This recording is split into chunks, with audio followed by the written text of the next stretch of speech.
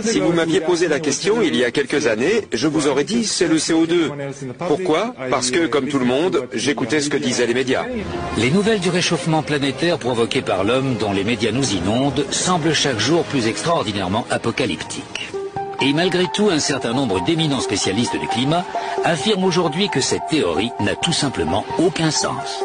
Il y a eu des périodes dans l'histoire de la Terre lors desquelles la quantité de CO2 était 3 fois plus élevée qu'aujourd'hui, 10 fois plus élevée même. Si le CO2 avait un effet aussi capital sur le climat, ça apparaîtrait sur la courbe des températures. Si on analyse le climat à l'échelle géologique, on n'accordera jamais au CO2 une influence aussi importante. Aucun changement climatique majeur de ce dernier millénaire peut s'expliquer par le CO2. On ne peut pas dire que le CO2 est à l'origine des variations climatiques, il ne l'a jamais été. J'ai souvent entendu dire qu'il y avait un consensus de milliers de scientifiques sur la question du réchauffement planétaire, selon lequel les hommes seraient en train de causer un changement catastrophique du système climatique. Eh bien moi, en tant que scientifique, je pense que c'est faux. Le réchauffement climatique provoqué par l'homme n'est pas une théorie scientifique ordinaire. Elle est soutenue par un organisme politique puissant de l'ONU, le GIEC, le groupe d'experts intergouvernemental sur l'évolution du climat. Le GIEC, comme tout autre organisme de l'ONU, est politique. Les conclusions de ces rapports sont influencées par la politique. Prétendre que le GIEC rassemble les 1500 ou 2500 meilleurs scientifiques du monde est faux. Il suffit de regarder les biographies de ses membres. Tous ne sont pas scientifiques.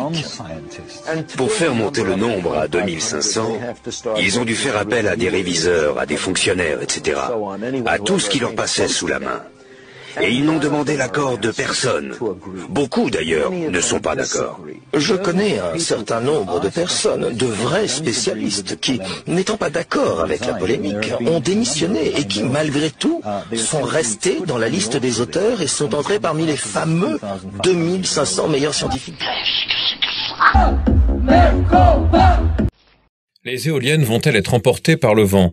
Fin juin, l'entreprise allemande Siemens Energy, un des 4 principaux fabricants d'éoliennes au monde, a affolé les marchés en évoquant de graves difficultés liées au vieillissement des composants nécessaires à la fabrication des turbines.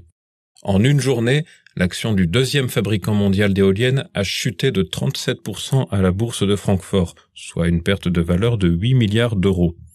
Du côté des autres fabricants, la situation n'est guère florissante.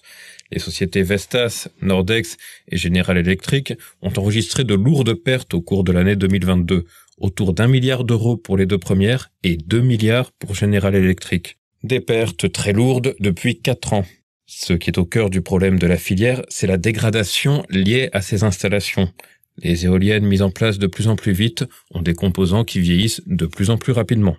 Un modèle qui, pour Fabien Bouglet, expert en politique énergétique, n'est ni économique ni écologique. Le krach de Siemens Energy est lié aux difficultés de vieillissement des composants des nacelles d'éoliennes qui font que les récentes éoliennes qui ont été réalisées avec une accélération des demandes d'éoliennes dans le monde conduisent à des incendies d'éoliennes. Et donc les compagnies d'assurance ont alerté Siemens Energy de ce qu'il fallait revoir et réviser les éléments, des composants des nacelles d'éoliennes. Et ça prouve tout ça qu'on est loin de jolies fleurs pour la transition énergétique, comme le présente Greenpeace sur son site internet.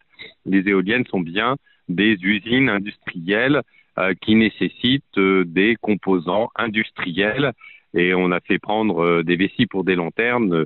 Les éoliennes ne sont pas écologiques du tout. Des installations peu écologiques et qui seraient même dangereuses. Le problème des incendies d'éoliennes avait été soulevé dès 2014.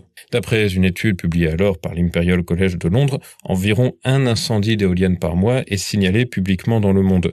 Mais ce pourrait être seulement la partie émergée de l'iceberg. Toujours selon l'étude, le nombre réel d'incendies pourrait être 10 fois supérieur.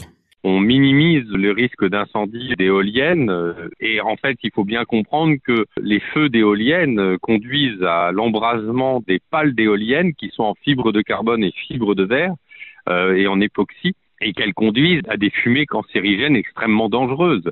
On n'a pas de consigne particulière lorsqu'il y a des feux d'éoliennes, alors que la fumée est extrêmement dangereuse. En tout état de cause, ce qui est clair, c'est qu'on voit qu'il y a de plus en plus d'incendies d'éoliennes spontanés. Des circonstances qui pourraient sérieusement remettre en cause l'avenir de la filière éolienne au profit de l'énergie nucléaire.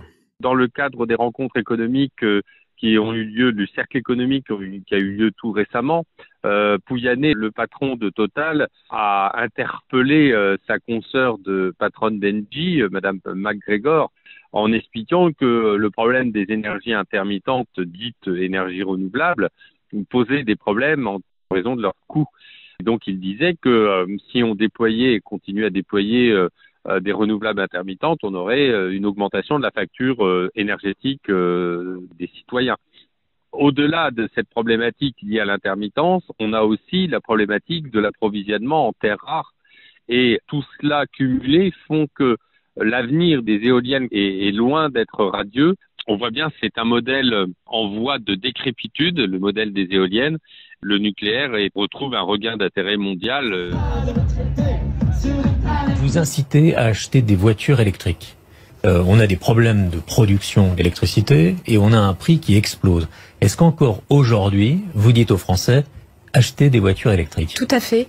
D'abord parce que notre problème de production d'électricité, vous l'avez compris, il se pose au moment des pics de consommation. Donc c'est pas beaucoup de moments dans l'année, c'est pendant les pics de froid et c'est en règle générale pas le moment où on fait sa recharge de batterie électrique. Ça dépasse tout ce que j'ai pu imaginer. Ce que les gens ne savent peut-être pas, c'est que précisément, d'avoir des voitures électriques qui ont une batterie électrique, c'est une réserve d'électricité. Et vous avez un certain nombre de fournisseurs de batteries rechargeables qui sont couplés avec des petits modules de stockage et qui sont en capacité, dans les moments de tension, de renvoyer l'électricité sur le réseau. Donc ça peut devenir une forme de résilience accrue pour les années qui viennent.